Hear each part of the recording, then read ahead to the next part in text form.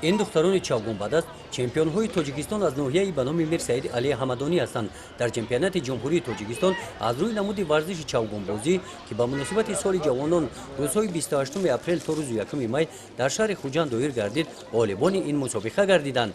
در مسابقه فینالی با همین لباسهای ورزشی رنگش کبود مهارت خوبی بازی چاوگنبازی را نشان داده غالب این مسابقه گردیدند. در گروه ما زیاده از 30 نفر دختران مشق می‌نمایند. از دهات دختران از ناحیه جماعت پنجاب.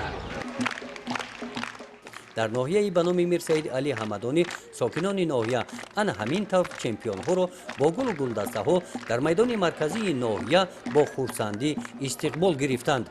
با افتخار چمپیون ها جمع آمد ایدانه دایر کرده شد.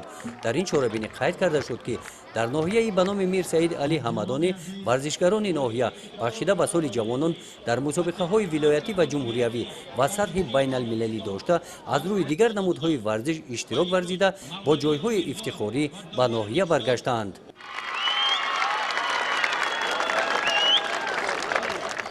من میرفتم مربی تکواندوی دسته ناحیه حمدانی میباشم که با دو شاگرد خود در مسابقه بین المللی که در شهر الماتا گذشت از 28 تا 1 می در این مسابقه شاگردان من خالف شورت که سزاوار جای دوم گشت و سفر علیشیر در بازی پول فینالی مغلوب گشت و سزاوار جای سوم گشت.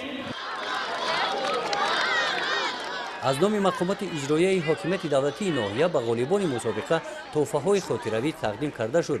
در ناحیه به نام میرسعید علی حمدانی تا آخر سالهای 90 عصر گذشته چاوگنبازی رشد کرده بود. بعد تنفس سال 2006 این نمود ورزش ملی از نو احیا گردیده شماره خواهشمندان آن سال از سال زیاد می‌گردند.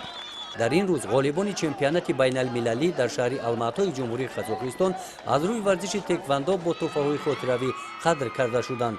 در جنبست چهاربینی با افتخار غالبان برنامه کنسرتی نمایش داده شد.